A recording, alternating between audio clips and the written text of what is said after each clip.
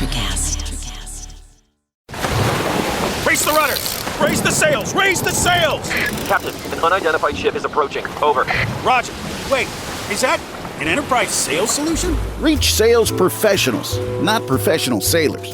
With LinkedIn ads, you can target the right people by industry, job title, and more. Start converting your B2B audience today. Spend $250 on your first campaign and get a free $250 credit for the next one. Get started today at linkedin.com/campaign. Terms and conditions apply. Welcome to Her Extraordinary Life by Design, where we celebrate women who are shaping their lives one extraordinary day at a time. I'm your host, Leslie Gaudet, self-care coach for women who are ready to make self-care a priority to support them in life and business. Every week, I'll be speaking with inspiring women from various walks of life who will share their personal journeys and will discover how they have fearlessly carved their own paths as business owners, passionately pursuing their dreams and creating a meaningful impact on their communities. So let's get started. Hello, and welcome back to our Extraordinary Life by Design podcast. I'm your host, Leslie Gaudet. And before we get into today's conversation, I want you to think about a moment when an opportunity landed in front of you.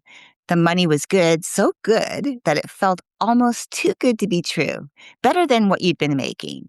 And suddenly, all the other things that were important to you, like having your evenings back, not feeling like you were always on call, or actually being able to plan a weekend, felt like they should take a back seat.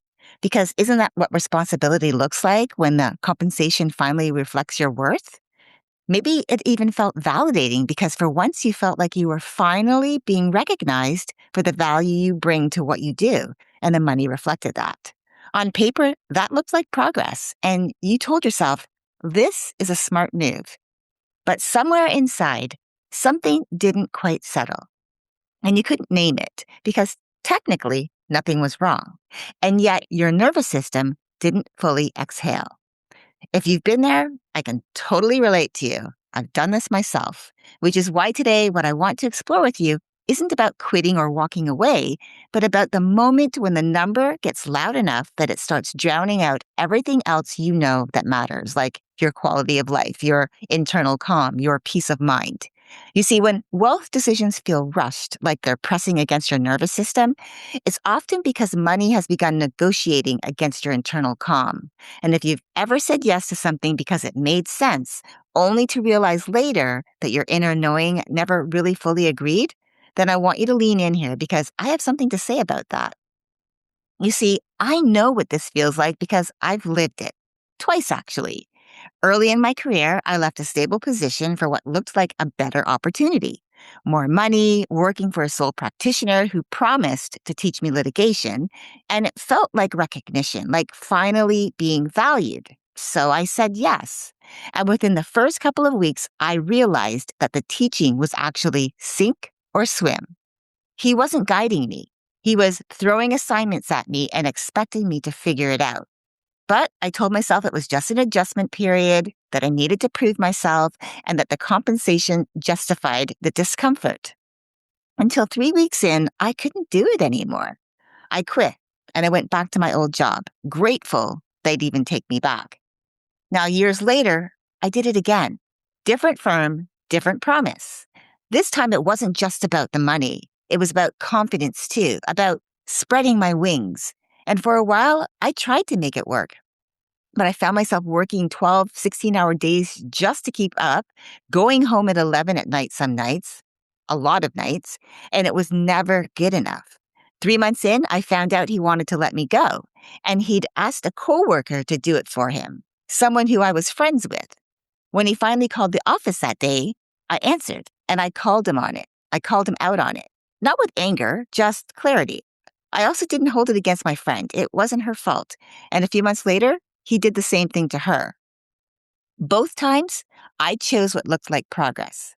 Both times, I didn't realize I was trading peace until I was already in it. And both times, the real cost wasn't the hours or the workload. It was the way my nervous system never settled. The way I was always slightly braced, the way money had begun negotiating against my calm. And that's what I want to talk about today. Not whether you should stay or leave, not whether you made the right choice if you did, but how to recognize the moment when compensation starts asking you to override what you already know. So if the discomfort about your current situation isn't really about workload and it's not about whether you can handle it, then the real question becomes what actually shifts inside you when money enters the picture? Because here's what I see and what I've experienced. Sometimes urgency doesn't show up as pressure, but as opportunity. Because although the number feels validating, the flexibility sounds supportive and the timing feels aligned, something in you speeds up because you start thinking ahead, solving ahead, committing ahead, because being decisive is just part of how you operate. The decision sounds like logic. It sounds like growth. It sounds like this could be good. And what sounds like logic can move faster than your internal clarity has time to catch up to. That's the first lens we're going to look through. Not whether the opportunity made sense, but how velocity enters quietly when money feels validating.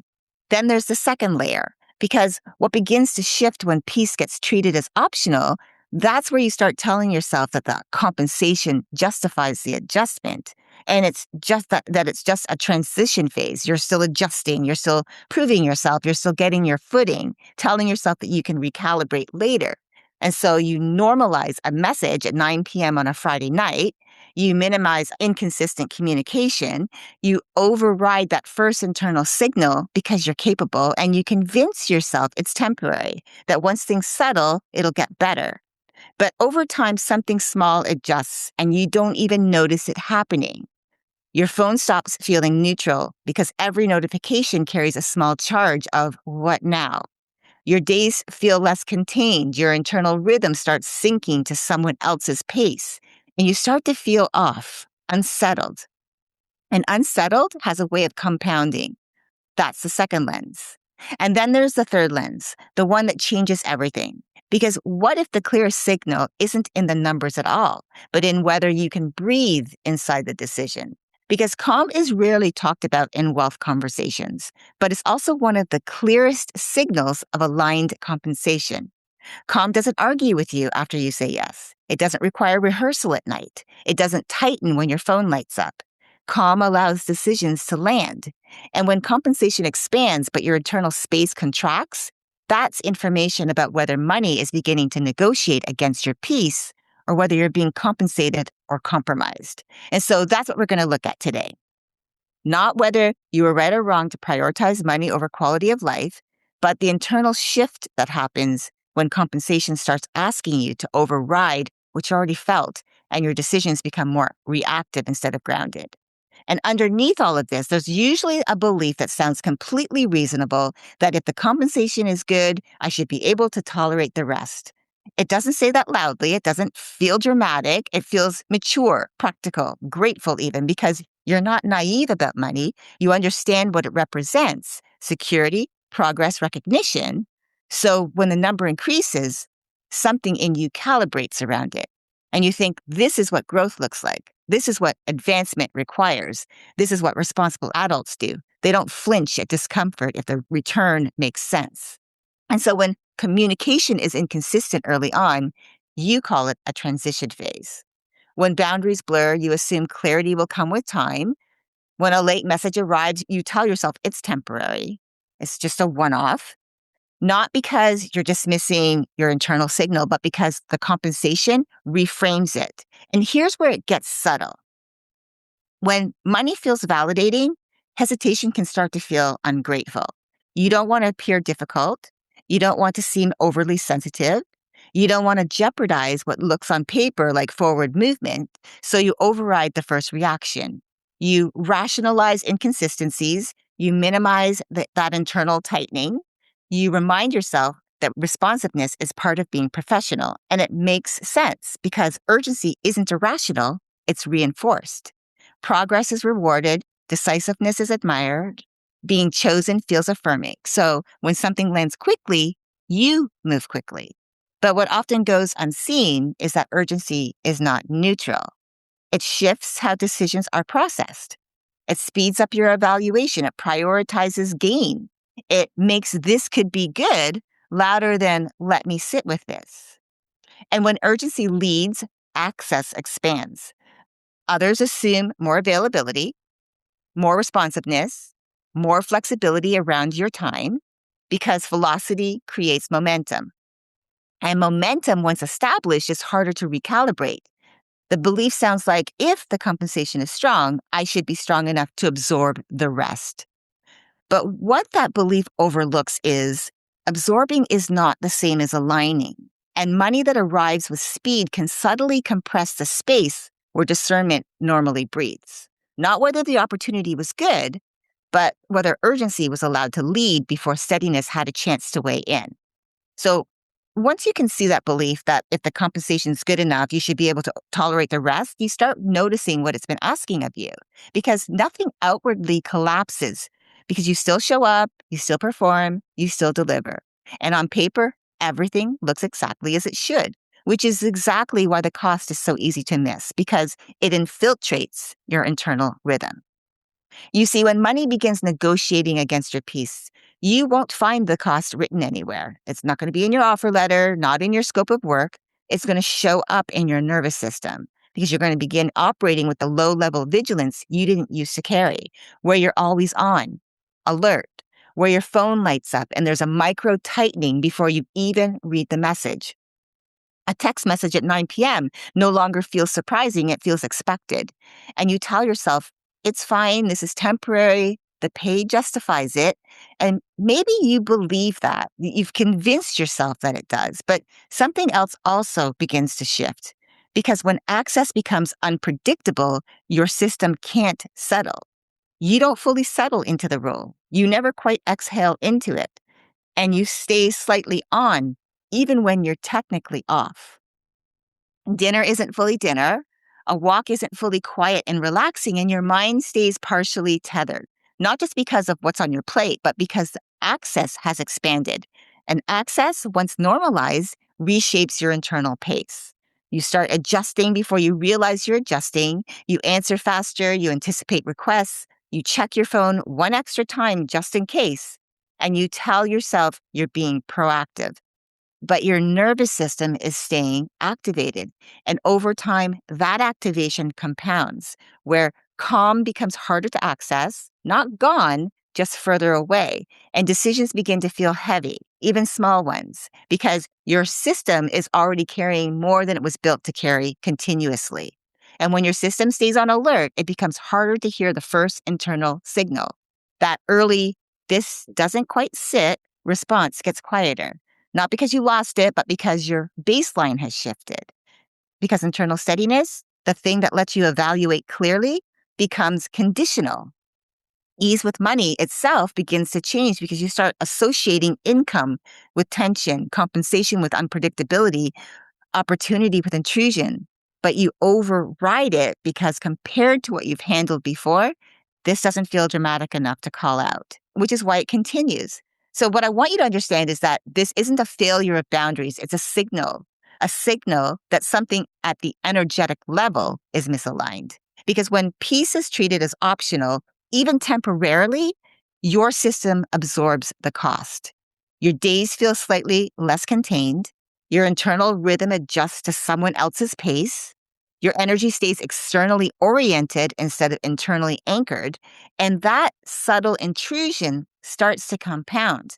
Not all at once, but enough that money no longer simply supports your life. It begins to reorganize it. And that's the real cost here. Not the hours, not the contract, but the shift from feeling supported by your compensation to feeling negotiated by it. And so once you can see what that low level vigilance has been costing you, once you notice how much energy it's taking to stay slightly alert all the time, the question shifts from how do I handle this? How do I handle more? How do I optimize this? To something more honest, to what if compensation could increase without my calm decreasing? Because what you actually want isn't about stepping back from opportunity. You want to experience wealth without tightening around it, right? You want to feel compensated without feeling compromised, to say yes to something financially strong and still feel like yourself inside the decision, not slightly adjusting, absorbing, or negotiating your own rhythm to make it work. You want your decisions to feel settled, where you accept the offer and your nervous system stays neutral, where compensation increases and your internal pace doesn't accelerate with it, where money supports your life instead of reorganizing and disrupting it. Because if you're honest, quality of life has to be part of the equation, right? Not as a bonus, not as something earned later, but as part of the decision itself. You don't want to build income that quietly contracts your internal space. You want wealth that expands capacity, where your phone can light up and there's no tightening, where your evenings remain intact, and where your nervous system doesn't have to stay available just in case. You want to trust that peace belongs in the room while the numbers are being discussed, not after the income stabilizes, not after you prove yourself, and not after you quote unquote earn the right to slow down. You want that now.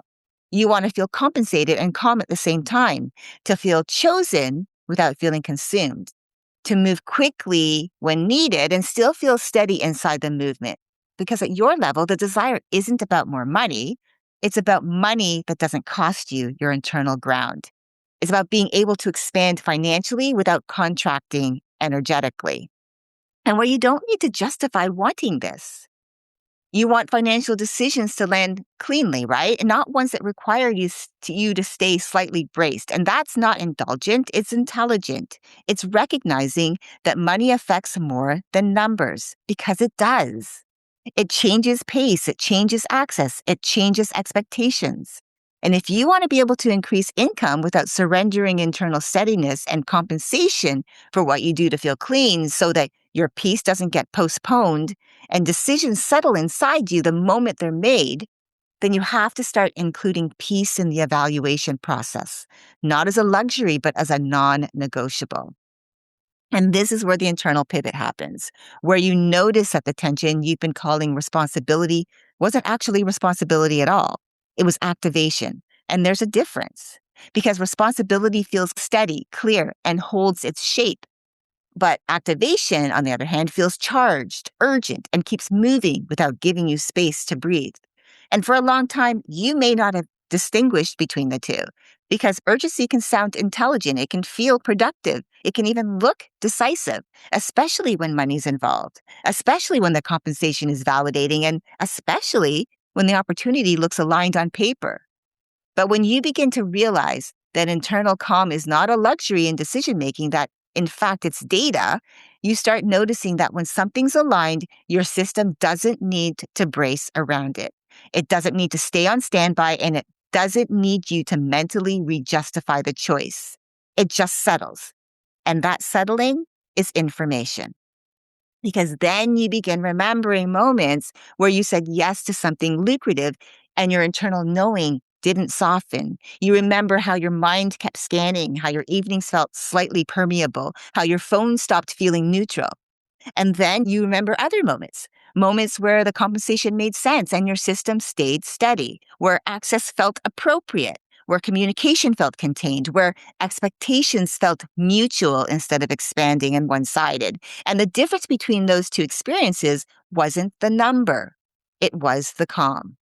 That's the internal pivot, where you begin evaluating wealth differently, not just by trajectory, by income potential, or what it signals about growth, but by what it does to your internal ground. Does it keep you anchored, or does it reorganize and disrupt your life? Does it preserve your pace, or does it accelerate it to the point where you feel like you can't catch your breath? And does it feel like expansion, or does it feel like intrusion dressed up as opportunity? Because what I want you to remember is that calm isn't hesitation. It's alignment registering in the body before logic finishes speaking. Calm is your nervous system's way of saying, I can hold this. Calm's the absence of internal negotiation after the decision is made. It doesn't argue with you at night. It doesn't tighten when your phone lights up. And it doesn't ask you to prove the decision to yourself. And when you begin to trust calm as intelligence, you stop assuming that good money justifies access. You stop assuming that higher pay requires greater tolerance. And you stop assuming that opportunity must move fast to be real. which allows you to notice your pace, access, and how quickly someone assumes availability. And instead of overriding those signals, you respect them because you now see that money decisions that are aligned don't require you to contract internally or to trade steadiness for status. Aligned decisions preserve capacity, protecting access to yourself, and allows for compensation to grow without reorganizing your nervous system around it. And when you experience that, you don't feel more cautious, you feel clearer. You're still ambitious, you're still capable, open to growth, but now you include internal calm in the equation, not as an afterthought, not as something to earn once income stabilizes or when you find your footing, but as part of the decision itself. And this is the most important part because the shift isn't that you stop valuing money, it's that you stop letting money negotiate against your peace. And you no longer treat peace as something optional, but as something foundational. You simply recognize that when calm is present, decisions feel clean. They don't echo, they don't linger, they don't require maintenance. And you begin to trust that feeling. Again, that's the shift, not in what you choose, but in what you include when you choose. And once you begin recognizing calm as intelligence, you don't unlearn that. You don't go back to evaluating solely by the number. You don't go back to ignoring the tightening. Instead, you start to listen earlier. And that listening is what protects both your wealth and your peace. So, before we close this conversation today, I want you to bring to mind a recent money-related decision, something that required you to choose and it hasn't fully settled yet. Maybe it was accepting a new role or negotiating terms. Maybe it was saying yes to a project because the compensation felt validating. Or maybe it was staying in a situation when part of you was already noticing the pattern, but you rationalized it instead of trusting it. Just let one moment surface, and instead of analyzing whether it was right or wrong, I want you to notice something specific. When you think back to that moment you agreed, what was your internal climate? Was there spaciousness or were you moving really fast? Did you feel grounded or were you already adjusting? Did you exhale after you said yes? That it felt good or did you stay slightly on? Because this is the moment where you notice the tone you were holding when you made that decision, the pace that you were matching, the access you were already allowing for before the agreement was even finalized. Because maybe you told yourself it was smart, reminding and reassuring yourself that it was progress and that you could handle it. And if you're still in this new decision and it hasn't yet played out, here's what I want you to sit with. Did it feel settled? I mean, did it feel really settled? Like when you put your phone down that night after saying yes, could you let it go? Or were you still holding it internally?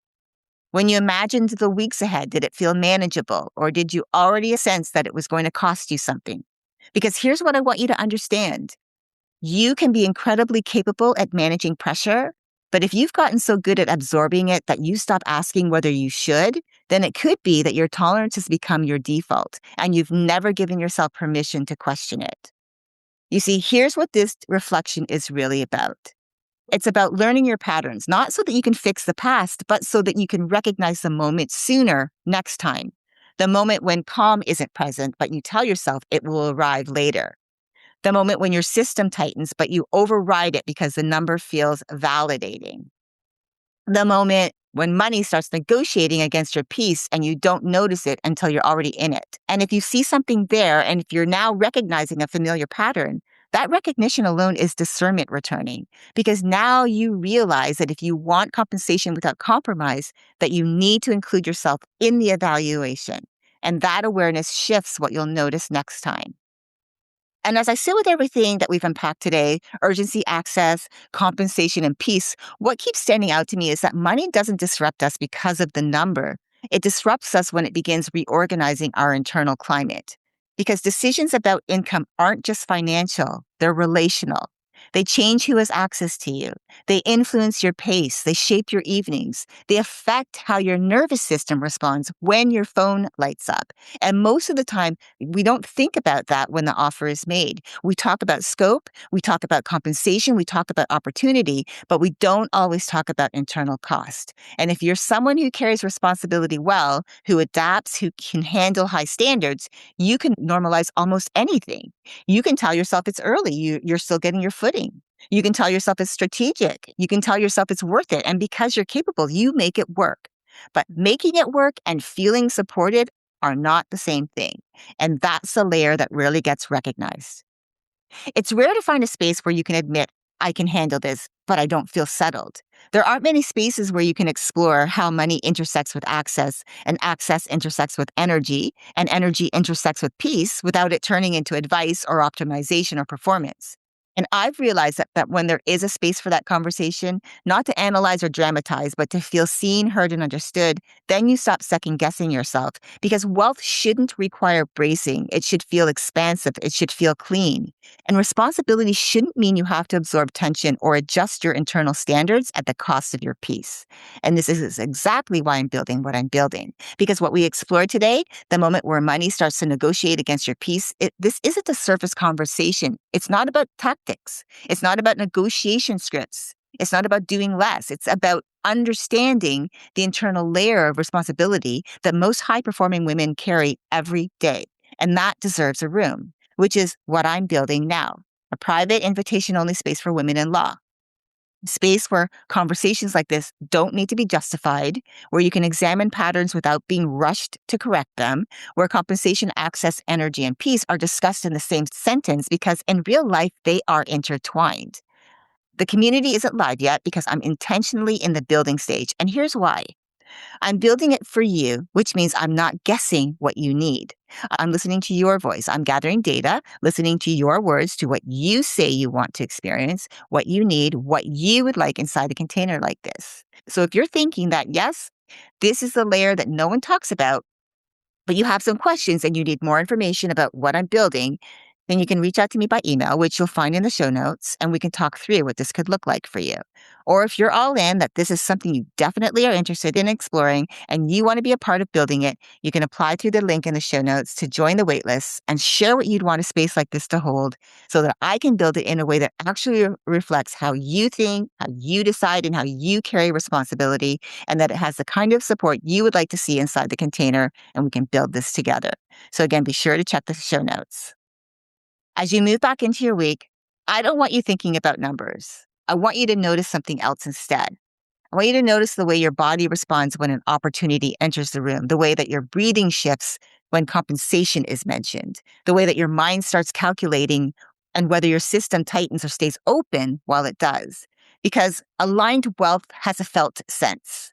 It doesn't rush you into proving something. It doesn't rearrange your evenings. It doesn't ask you to override that first internal signal and deal with it later. It can move quickly. It can be substantial. It can stretch you, but it doesn't feel intrusive. And that distinction matters. Speed isn't the issue here. Pressure is, because pressure compresses your internal space. And when your internal space gets compressed, even good money decisions can feel expensive, not financially, but energetically. And I know you don't want wealth that requires silent bracing.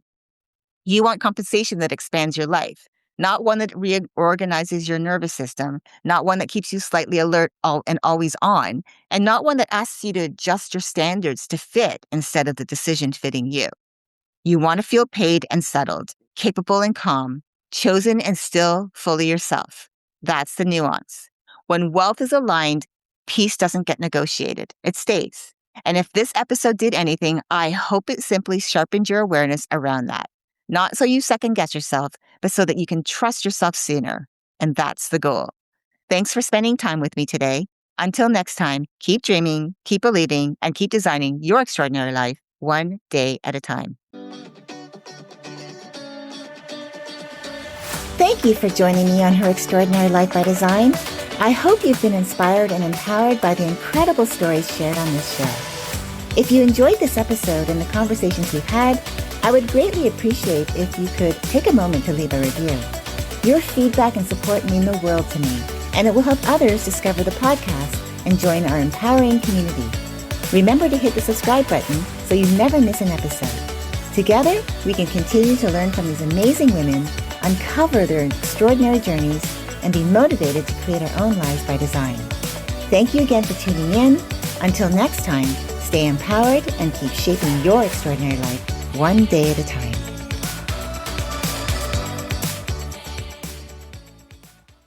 Hello and welcome.